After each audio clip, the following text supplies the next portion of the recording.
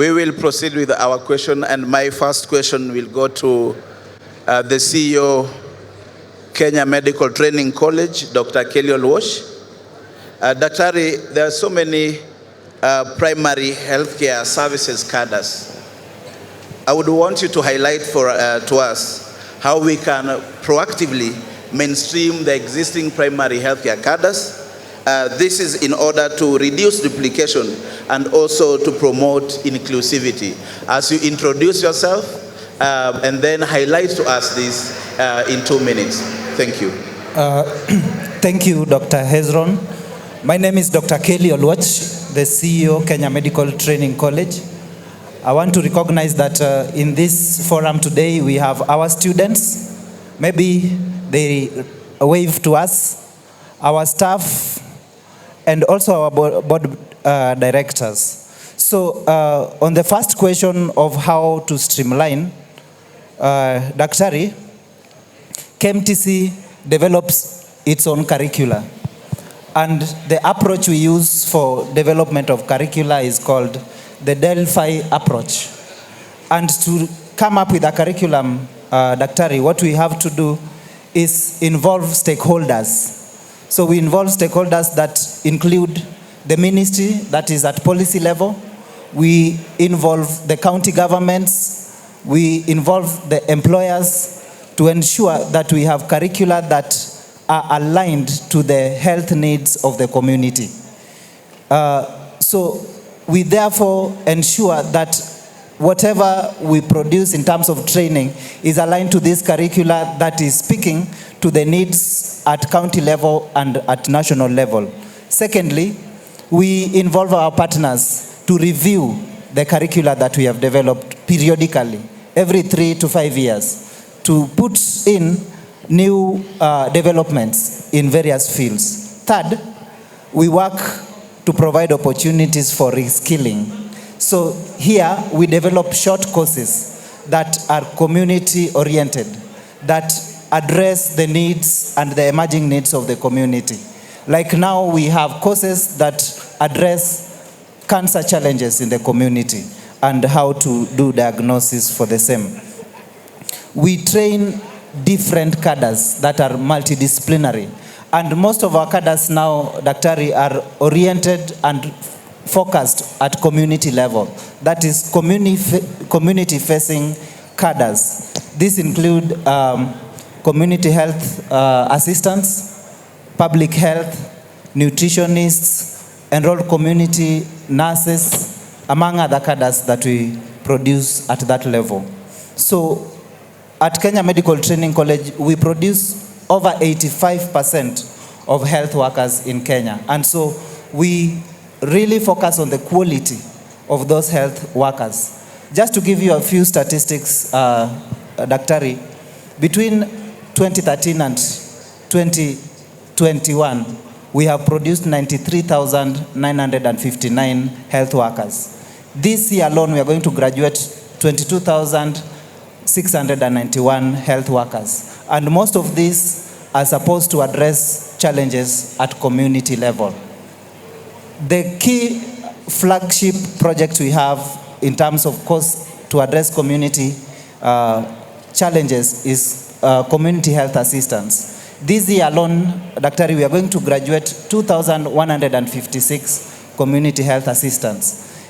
In our enrollment to the course, right now we have 2,160 that are enrolled to address this. So we ensure that we do not have a gap, that every cadre that is supposed to address challenges at community level is taken care of.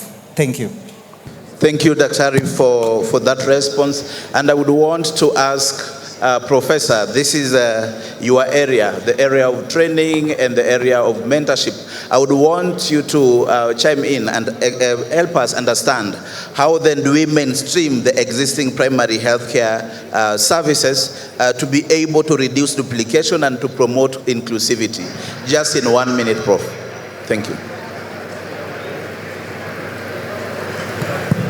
Professor Kimayo, Professor of Medicine at Moi University. I'm also a Chief of Party of the USAID AMPA to Zima project in the North Rift. And in this, we produce as Moi University, as well as other universities. But the Moi University program is unique because the main thing that goes there is something we call COBS, or community-based education and service, as well as problem-based learning. Our students, whether they are in medicine, they are in nursing or public health, very early from first year, they go to work in the community. And we started this since 1990. And to come back to your question, Dr. Hezron, the inclusivity, our students, whether they are nurses, public health, or medical doctors training, work together in the community. And the primary care network is coming at the right time. And as AMPATH, which is a consumer of these graduates, particularly in the Western Kenya region, we can test what we are producing as well and see that we are producing the right cadres. I think the problem is on the other side, where they have solved them. Thank you, Dr. Hezron. Thank you, Prof. And I want to go to Madam CEO, Mary Mwiti. And one of the things that has been a thorn in our flesh is about postgraduate training. And I want to understand how is the current postgraduate training responsibility shared, and how can we establish a formula for sharing postgraduate training responsibilities between the national and the county government? Thank you very much, Dr. My name is Mwiti Mary. I'm the CEO of the Council of Governors. Pre-devolution, we had actually very little skilled labor force in terms of the health specialists in the counties. Today, we pride ourselves in terms of mothers giving birth and are skilled, specialists.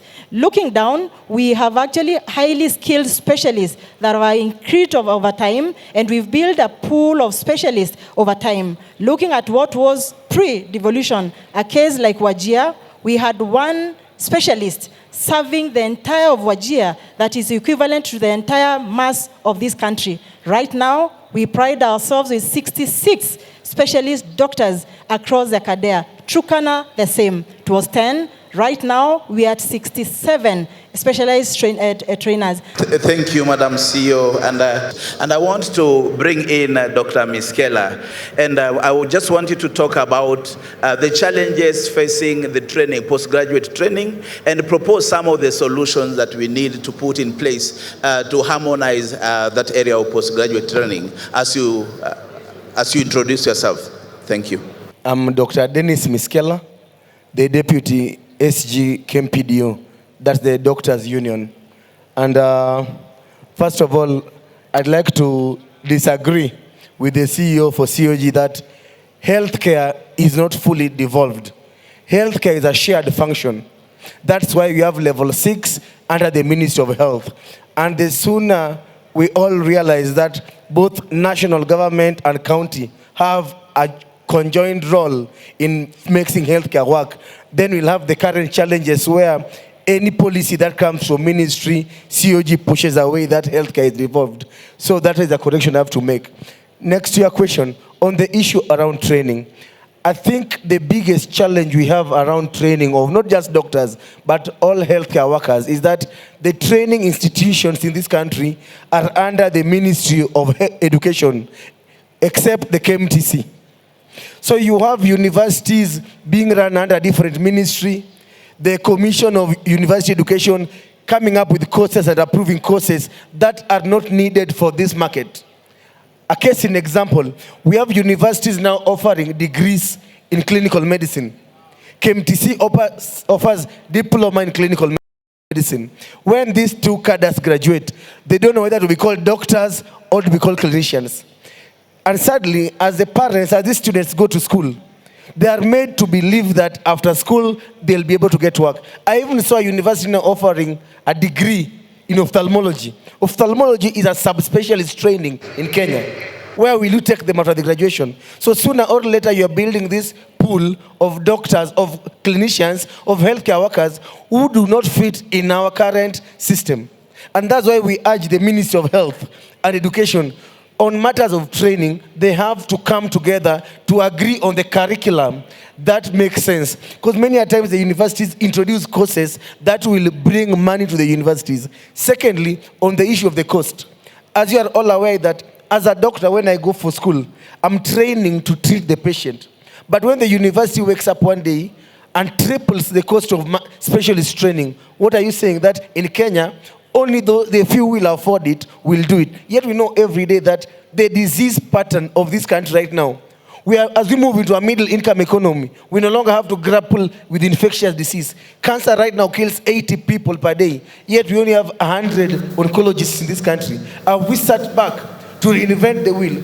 Thirdly, as we even talk around training of the community health promoters, the idea about preventive healthcare being cheaper than curative healthcare is not just about giving deworming drugs or giving clean water and hand washing.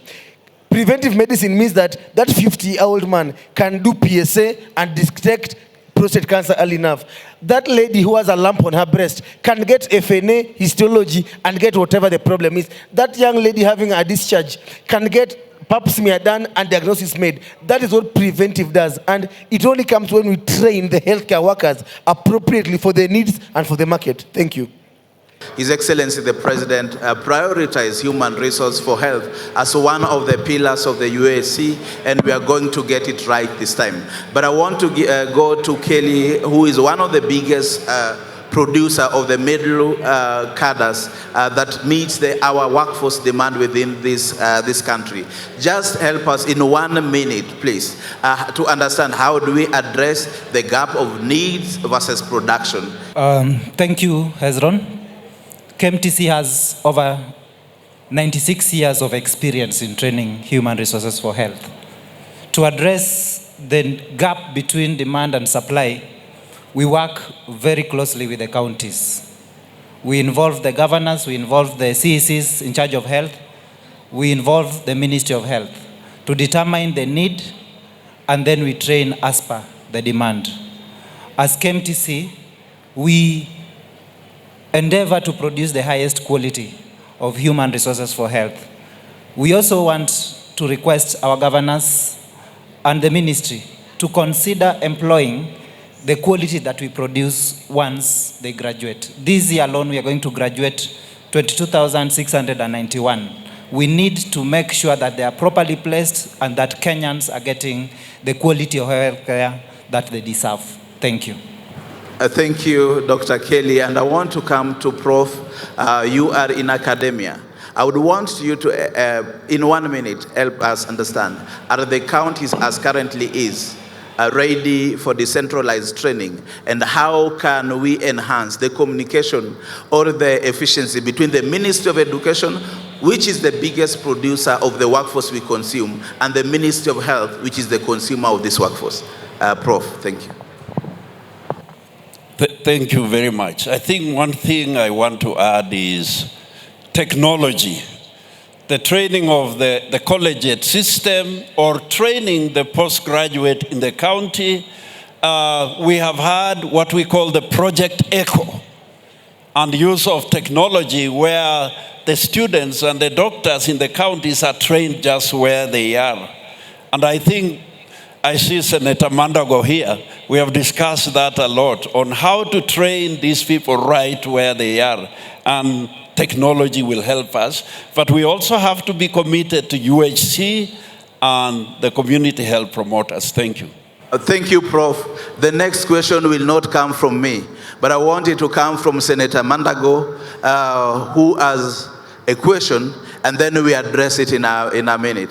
Kmtc has the capacity to train. Our universities have capacity to train. Why is MTRH training?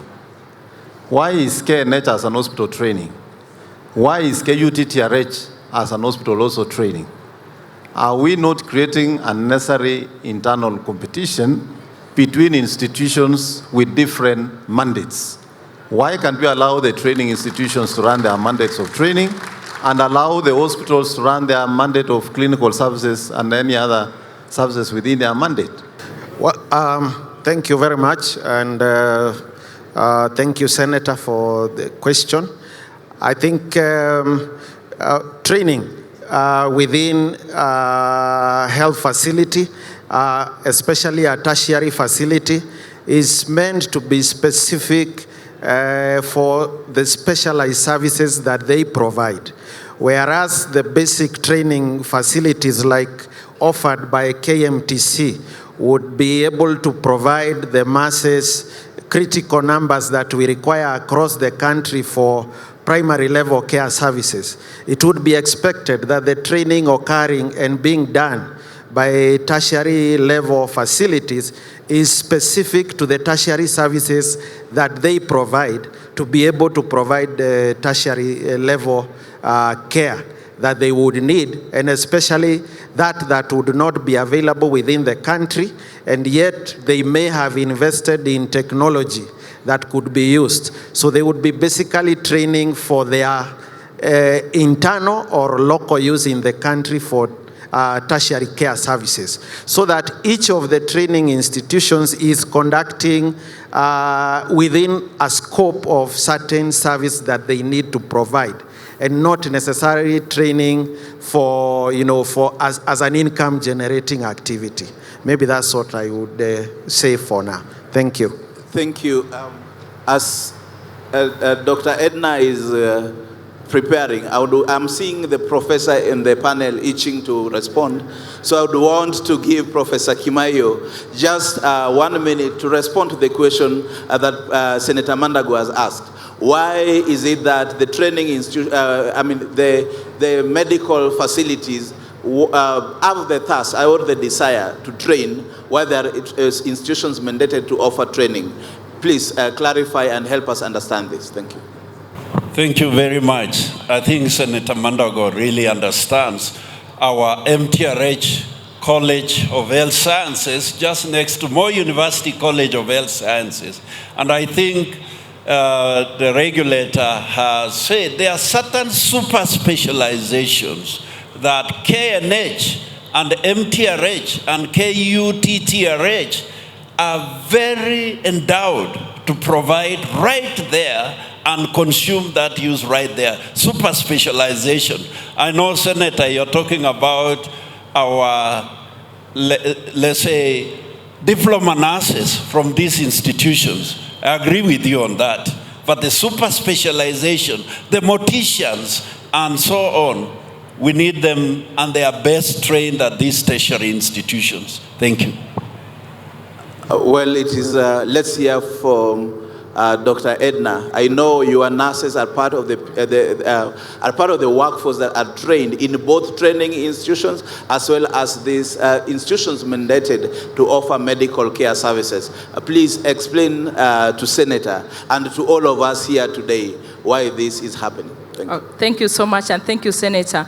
This is a very good conversation, and we've had a bit of a dialogue that we need to be able to finalize. Yes, indeed, there is a bit of